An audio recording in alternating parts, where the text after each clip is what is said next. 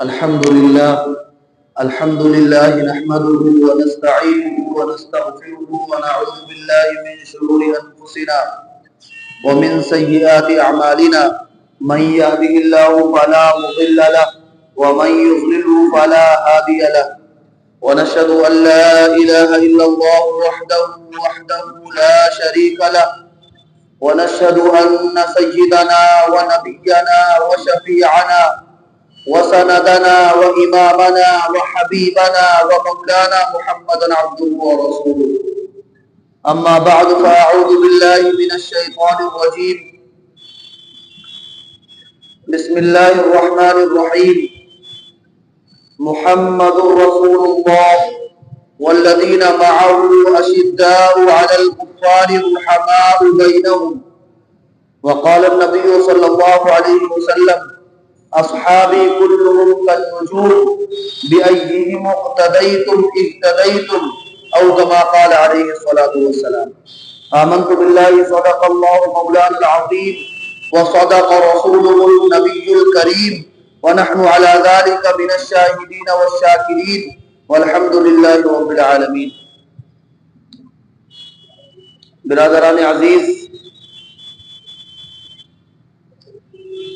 اللہ تعالیٰ کا بڑا کرم ہے، اس کا احسان ہے کہ اللہ تعالیٰ نے ایک بار پھر یہ مبارک دن جمعہ کا دن ہمیں عطا فرمایا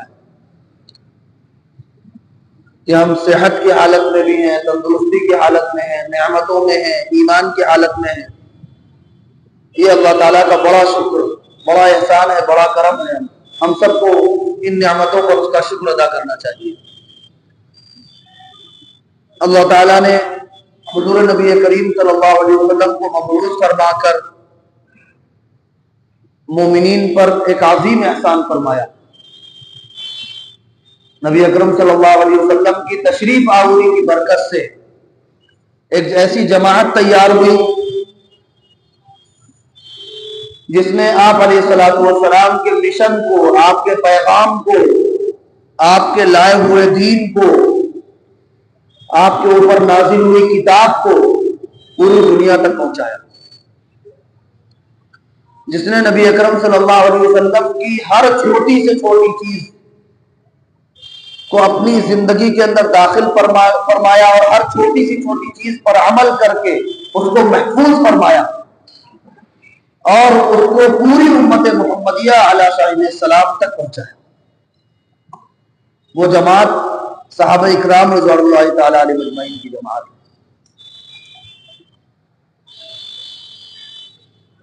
صحابہ اکرام رضوان اللہ تعالی علیہ اجمعین میں سے ہر ایک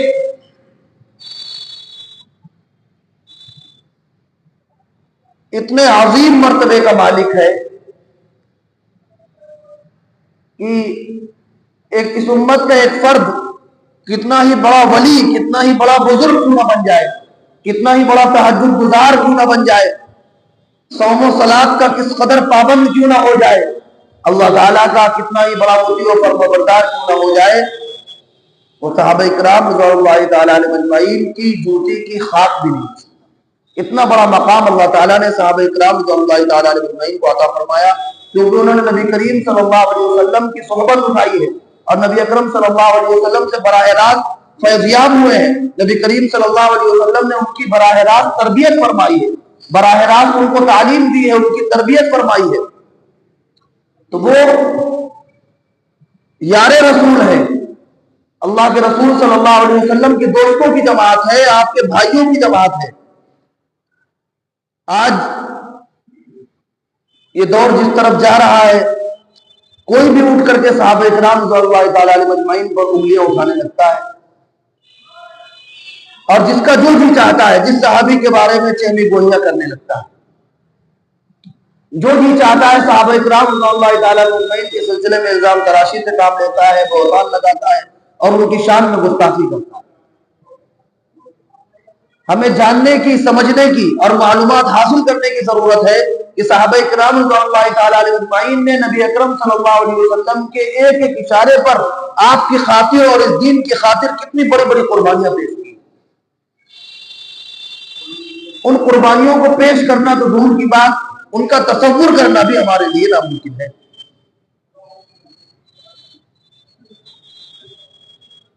ہر ایک صحابی نبی اکرم صلی اللہ علیہ وسلم کے اشارے پر اپنی جان قربان کرنے کے لیے تیار رہتا.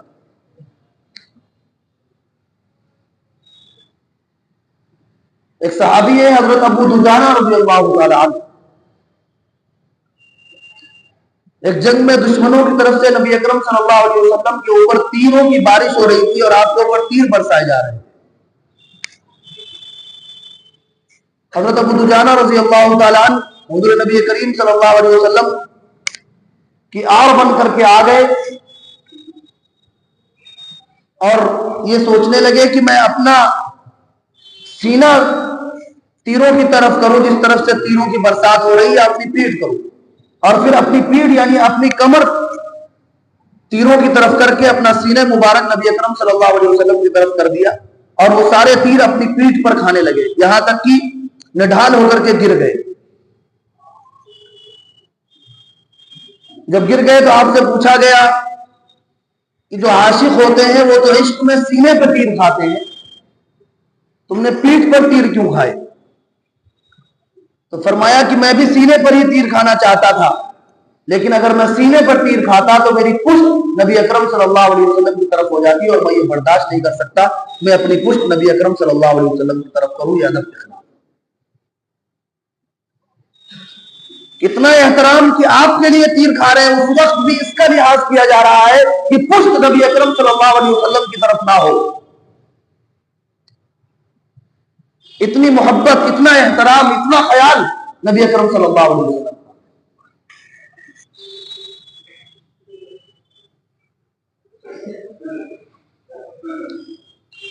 ایک صحابی کا واقعہ ہے کہ وہ ایمان لے آئے تھے اور ان کا بھائی کافر تھا. یہ حضور نبی کریم صلی اللہ علیہ وسلم کے ساتھ صحابہ کے ساتھ ایک جنگ میں شریک ہوئے. ان کا بھائی کافروں کے لشکر کے ساتھ، دشمنوں کے لشکر کے ساتھ اسی جنگ میں شریک ہوا. ان کا اپنا سگا بھائی، ایک ہی ماں باپ، ایک ہی خون، ایک ہی خاندان، اور وہ مسلمانوں کے ہاتھ میں آ گیا. صحابہ نے اس کو پکڑ لیا اور اس کو رسی سے باندھنا شروع کر دیا. یہ بھی وہی موجود تھے. تو ان کا بھائی اپنی نرم آنکھوں سے ان کو دیکھ رہا اور آنکھوں سے کہہ رہا کہ میں تمہارا بھائی ہوں، تم تو مجھ پر رحم کرو. یہ نظر انداز کرتے رہے یہاں تک کہ اس نے منہ سے کہہ دیا کہ میں تمہارا بھائی ہوں، تمہارا خون ہوں. پھر بھی انہوں نے کوئی توجہ نہیں دی تھی. جو لوگ باندھ رہے تھے رسی سے ان سے کہا کہ یہ جو تمہارا دوست ہے میں اس کا بھائی ہوں، مجھے مت باندھو، مجھے چھوڑ دو. تو صحابہ نے پھر ان صحابی کی طرف دیکھا تو انہوں نے کہا کہ اس کو زور سے باندھو، اس کو زور سے باندھو، یا تو اس سے بدلہ لیں گے یا فدیہ لیں گے. اور یہ بڑے باپ کی اولاد ہے، اس کی ماں بڑی مال والی ہے، یہ بڑے مال و ثروت والے خاندان سے تعلق رکھتا ہے. تو اس سے جو فدیہ آئے گا وہ دین پر خرچ ہوگا، اپنے سگے بھائی کے بارے میں، کیونکہ وہ دین آڑے آ رہا تھا، اسلام آڑے آ رہا تھا، لہذا بھائی کی فکر نہ کی اور فرمایا کہ میرے بھائی تو یہ ہے. اور ایک تاریخی جملہ ارشاد فرمایا انما المؤمن اخو المؤمن، کہ ایک مومن دوسرے مومن کا بھائی ہے. ہمیں تو یہ تعلیم دی گئی کہ جو ایمان لایا وہ میرا بھائی ہے، تو میرا بھائی نہیں، میرے بھائی تو یہ ہے جو تجھے باندھ رہے ہیں.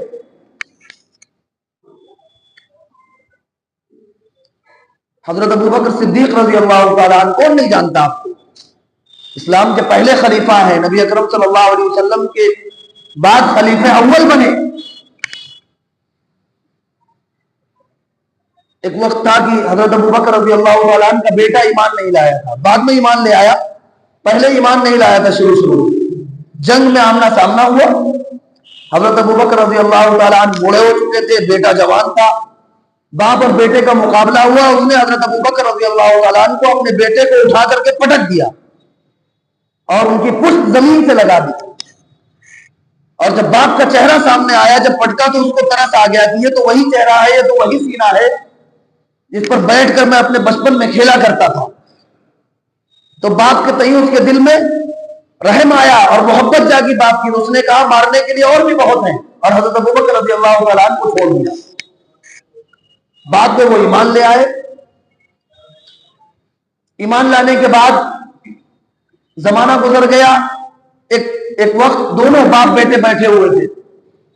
بیٹے نے حضرت ابوبکر رضی اللہ تعالیٰ عنہ سے عرض کیا کہ ابا وہ وقت یاد ہے؟ تو حضرت ابوبکر رضی اللہ تعالیٰ عنہ کو یاد تھا, لیکن اس کے باوجود آپ نے کہا کون سے وقت کی بات کر رہے ہو؟ حالانکہ خوب اچھے طریقے سے یاد تھا کہ یہ کیا کہنا چاہ رہا ہے. کون سے وقت کی بات کر رہے ہو؟ کہ ابا وہ وقت جب جنگ میں تم میرے سامنے آئے تھے اور میں نے تمہیں چھوڑ دیا تھا, مجھے تم پر ترس آ گیا تھا کہ تم میرے باپ ہو. حضرت ابوبکر رضی اللہ تعالیٰ عنہ نے فرمایا کہ تم نے تو مجھے چھوڑ دیا, لیکن اگر تو میرے سامنے آتا اور میں تجھ پر غالب ہو جاتا تو آج تیرے کاندھوں پر, تیرے جسم پر یہ سر نہ ہوتا. یہ اپنے بیٹے سے فرما رہے حضرت ابوبکر رضی اللہ تعالیٰ عنہ, جن کے بارے میں کہا گیا کہ امت میں سب سے زیادہ رحم کرنے والے ہیں. امت میں سب سے زیادہ رحم کرنے والے ہیں حضرت ابوبکر رضی اللہ تعالیٰ. لیکن جب دین کی بات آئی تو کیا کہہ رہے ہیں اپنے بیٹے سے کہ تو نے تو مجھے چھوڑ دیا, لیکن اگر تو کفر کی حالت میں میرے سامنے آتا اور میں تجھ پر غالب ہو جاتا تو یہ تیرا سر تیرے جسم پر باقی نہ. یہ دین کی خاطر جذبہ ہے صحابہ اکرام رضوان اللہ تعالیٰ علیہ اجمعین کا. جنگ تبوک ہوئی, حضور نبی کریم صلی اللہ علیہ وسلم کے بالکل آخر عمر میں جنگ ہوئی ہے. آپ کی داڑھی کے 15 بال سفید ہو چکے تھے جب جنگ تبوک ہوئی. آپ علیہ الصلوۃ والسلام نے تمام صحابہ اکرام رضوان اللہ تعالیٰ علیہ اجمعین سے مطالبہ کیا کہ مال کی قربانی پیش کریں, اور سب بڑھ چڑھ کر اپنا مال پیش کرے جنگ کی تیاری کے لیے. حضرت عثمان رضی اللہ تعالیٰ عنہ نے اپنا سارا مال حضور نبی کریم صلی اللہ علیہ وسلم کی خدمت میں پیش کر دیا. حضور نبی کریم صلی اللہ علیہ وسلم نے دعا دی, خوشخبری سنائی.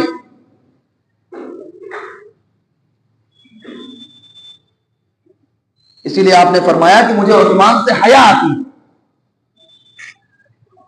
ایک صحابی حضرت ابو قتادہ رضی اللہ تعالیٰ حضور نبی کریم صلی اللہ علیہ وسلم کے پاس مہمان آئے.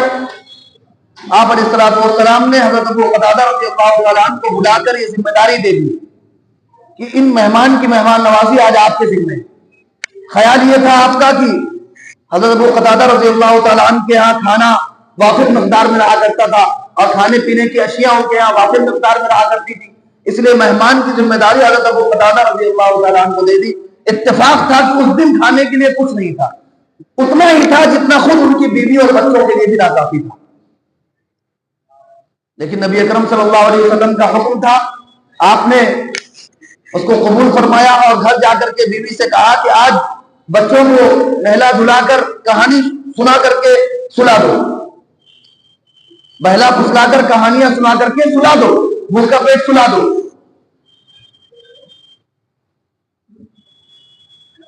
اور جب کھانے کا وقت آیا تو بیوی سے کہا کہ میں اور تم بیٹھیں گے اور تم چراغ کی بتی کو گل کر دینا تاکہ اندھیرا ہو جائے, کیونکہ اس وقت تو چراغ ہی ایک روشنی کا میڈیم ہوا کرتا تھا, ذریعہ ہوا کرتا تھا, کوئی اور یہ آرٹیفیشل لائٹ تو ہوا نہیں کرتی تھی.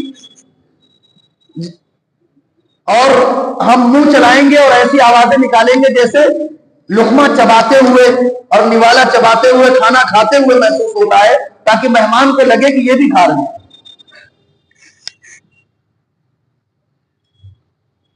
اور اپنا کھانا مہمان کو پیش کر دیا اور خود بھوکے سو گئے.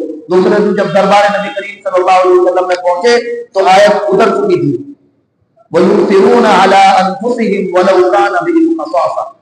اللہ تعالیٰ نے آیت نازل فرمائی حضور نبی کریم صلی اللہ علیہ وسلم پر کہ وَيُؤْثِرُونَ عَلَىٰ أَنفُسِهِمْ وَلَوْ كَانَ بِهِمْ خَصَاصَةٌ, کہ آپ کے جو ساتھی ہیں اللہ تعالیٰ نے آپ کو ایسی جماعت عطا فرمائی ہے کہ یہ اگرچہ ان کو خود ضرورت ہوتی ہے اس چیز کی, خود یہ تنگی میں ہوتے ہیں, تب بھی یہ دوسروں کو ترجیح دیتے ہیں, خود بھوکے رہ کر کے اپنا کھانا دوسروں کو کھلا دیتے ہیں. ایسی جماعت ہے آپ کی, ایسی جماعت ہے آپ کے صحابہ کی کہ ان کو خود ضرورت ہوتی ہے اس چیز کی, خود احتیاج ہوتی ہے اس چیز کی, لیکن ترجیح دیتے ہیں دوسرے.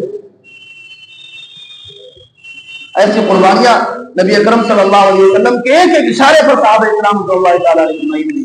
ایک شہزادہ نبی کریم صلی اللہ علیہ وسلم کی خدمت میں حاضر ہوا، مسلمان تھا، ایمان کی حالت میں نبی کریم صلی اللہ علیہ وسلم کے پاس آیا اور آ کر کے نبی کریم صلی اللہ علیہ وسلم سے عرض کیا کہ میں آپ کو تحفے تحائف پیش کرنا چاہتا ہوں، ہدیہ پیش کرنا چاہتا ہوں، آپ کو خادم اپنا میرے ساتھ بھیج دیجیے تاکہ میں اس کو ہدیہ تحائف دے سکوں اور وہ آپ کے لیے لے کر کے آئے۔ آپ علیہ الصلوۃ والسلام نے ایک طرف سے اشارہ فرما دیا کہ آپ چلے جاؤ۔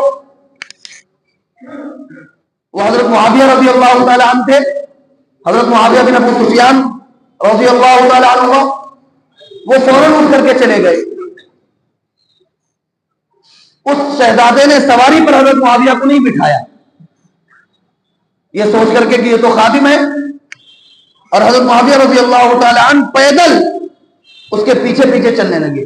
مکہ کی تپتی ہوئی ریت، جو لوگ وہاں گئے وہ جانتے ہیں کہ کس قدر گرمی ہوتی ہے وہاں پر، اور وہاں کی ریت کتنی تپتی ہے۔ صحابہ کرام رضی اللہ تعالیٰ عنہ کے واقعات کیسے کیسے مشہور ہیں کہ تپتی ہوئی ریت پر ان کو الٹا دیا جاتا تھا جس سے ان کے سینے چھل جایا کرتے تھے، ان کے پیٹ چھل جایا کرتے تھے، ان کی چربیاں پگھلنے لگتی تھی۔ ایسی گرم ریت پر پیدل چلے گئے اس شہزادے کے ساتھ، اور جو تحفے تحائف اس نے دیے واپس لے کر کے آ گئے ننگے پیر۔ تو کسی نے بعد میں پوچھا کہ آپ نے چپل کیوں نہیں پہنے، جوتیاں کیوں نہیں پہنی؟ تو کہا کہ میری جوتیاں دوسری طرف تھی، اور نبی کریم صلی اللہ علیہ وسلم نے اس طرف سے اشارہ فرمایا تھا، اگر میں اٹھ کر کے دوسری طرف جوتیاں پہننے جاتا تو نبی اکرم صلی اللہ علیہ وسلم کے حکم کی خلاف ورزی ہوگی، لہذا آپ نے جدھر سے اشارہ کیا میں ادھر ہی سے اٹھ کر کے چلا۔ آپ اس کو اس طرح سمجھیں کہ ایک دروازہ یہ ہے اور ایک دروازہ یہ ہے، کسی نے جوتیاں اس طرف اتاری اور اشارہ اس طرف سے کیا جا رہا ہے تو وہ اٹھ کر کے اسی دروازے سے ننگے پیر چلا گیا، حالانکہ اس میں کیا حکم کی خلاف ورزی تھی کہ اگر وہ جوتیاں پہنتے ادھر چلے جاتے، لیکن نبی اکرم صلی اللہ علیہ وسلم کا اتنا احترام، آپ سے اتنا عشق، آپ سے اتنی محبت تھی کہ اتنا بھی گوارا نہ تھا کہ نبی اکرم صلی اللہ علیہ وسلم جو حکم فرمایا اس میں ذرہ برابر بھی کوئی تبدیلی کی جائے۔ آپ نے اس طرف اشارہ فرمایا تو بس اسی طرف سے ننگے پیر چلے گئے اور پیروں میں چھالے پڑ گئے۔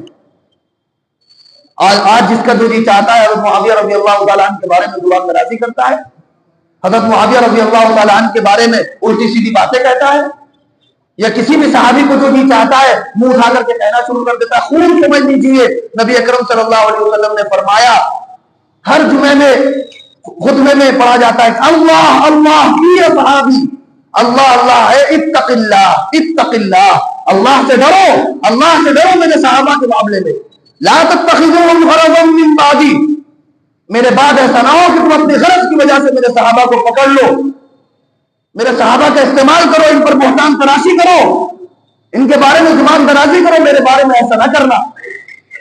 فمن احبهم فبحبی احبهم، جس نے میرے صحابہ سے محبت کی اس نے اس لیے محبت کی کیونکہ وہ مجھ سے محبت کرتا تھا، جس نے میرے صحابہ سے محبت کی اس نے محبت صحابہ سے اس لیے کی اس نے مجھ سے محبت کی۔ ومن ابغضهم فببغضی ابغضهم، جس نے صحابہ سے بغض کیا، جس نے میرے صحابہ سے دشمنی کی، جس نے میرے صحابہ سے عداوت کی، جس نے میرے صحابہ سے بغض کیا، جان لو کہ اس نے اس وجہ سے بغض کیا کہ اصل ان کے صحابہ سے بغض نہیں، اصل ان کے مجھ سے بغض تھا، اصل ان کے صحابہ سے دشمنی نہیں مجھ سے دشمنی تھی، اصل ان کے صحابہ سے عداوت نہیں مجھ سے عداوت۔ یعنی نبی اکرم صلی اللہ علیہ وسلم نے صاف فرما دیا کہ جو میرے صحابہ کو برا بھلا کہے وہ گویا کہ مجھے برا بھلا کہہ رہا ہے، جو میرے صحابہ کے بارے میں زبان درازی کرے گویا کہ وہ میرے اوپر زبان درازی کر رہا ہے۔ اچھا، اس کی وجہ بھی سمجھ میں آنے والی ہے کیونکہ صحابہ کرام رضی اللہ تعالیٰ عنہم اجمعین کی تربیت کس نے کی؟ ارے بولو بھائی، کس نے تربیت کی؟ نبی کریم صلی اللہ علیہ وسلم نے۔ ایک چھوٹی سی مثال بتا کر بات ختم کرتا ہوں۔ کوئی بھی آج اولاد کسی کی ناکارہ نکل جاتی ہے تو جب گالی دی جاتی ہے تو اس کے والدین کو بھی گالی دی جاتی ہے، اس کے والدین کی تربیت پر نشان ہوتا ہے کہ ایسی تربیت کی تمہارے ماں باپ نے، تم کو سلیقہ نہیں، تمہارے ماں باپ نے تم کو تمیز نہیں سکھائی۔ ارے کہا جاتا ہے کہ نہیں کہا جاتا ہے؟ کوئی بھی اگر غلط کام کرے تو اس کو یہ تانا دیا جاتا ہے کہ تمہارے ماں باپ نے تمہیں سلیقہ نہیں سکھایا، تمہاری صحیح تربیت نہیں کی، تمہیں کوئی طریقہ نہیں آتا بات کرنے کا، لہذا ڈائریکٹ الزام جاتا ہے والدین پر۔ لہذا اگر کوئی صحابہ پر انگلی اٹھا رہا ہے تو صحابہ کی تربیت کس نے کی؟ نبی اکرم صلی اللہ علیہ وسلم۔ گویا کہ وہ انگلی اٹھا رہا ہے نبی اکرم صلی اللہ علیہ وسلم کی تربیت پر۔ اگر کوئی صحابہ کو کچھ کہہ رہا ہے گویا کہ وہ نبی اکرم صلی اللہ علیہ وسلم کی تربیت پر شک کر رہا ہے کہ آپ نے صحابہ کی تربیت صحیح نہیں فرمائی، لہذا انڈائریکٹلی وہ نبی اکرم صلی اللہ علیہ وسلم کو ٹارگٹ کر رہا ہے۔ اسی لیے صاف آپ نے فرمایا کہ جو صحابہ سے محبت کرتا ہے وہ مجھ سے محبت کرتا ہے، اسی لیے میرے صحابہ سے محبت کرتا ہے۔ جو میرے صحابہ کو برا بھلا کہتا ہے وہ مجھ سے بغض رکھتا ہے، اس لیے میرے صحابہ کو برا بھلا۔ تو صحابہ کی وہ جماعت ہے جس کی وجہ سے دین محفوظ ہو کر کے، حضور علیہ السلام کی سنتیں محفوظ ہو کر کے، قرآن محفوظ ہو کر کے آج ہم تک پہنچا ہے۔ اسی لیے ہماری ذمہ داری ہے کہ جیسے نبی اکرم صلی اللہ علیہ وسلم کی محبت اپنے دلوں میں رکھے، ایسے ہر ایک صحابی کی محبت ہمارے دلوں میں ہو۔ ایک ایک صحابی کو ان کا اعزاز کرنا، ان کا اکرام کرنا، ان سے محبت کرنا، یہ دین کا فریضہ ہے۔ اور اگر کوئی بھی صحابہ کو برا بھلا کہتا ہوا پایا جائے تو ہماری ذمہ داری ہے کہ ہم صحابہ کا دفاع کریں، اس کے منہ کو بند کریں، اور صحابہ اکرام رضوان اللہ تعالیٰ علیہ اجمعین کے لیے ڈٹ کر کے کھڑے ہو جائیں۔ اللہ تعالیٰ مجھے بھی آپ سب کو حضور نبی کریم صلی اللہ علیہ وسلم کے طریقوں پر، صحابہ اکرام کے نقش قدم پر چلنے کی توفیق عطا فرمائے۔ وآخر دعوانا الحمدللہ۔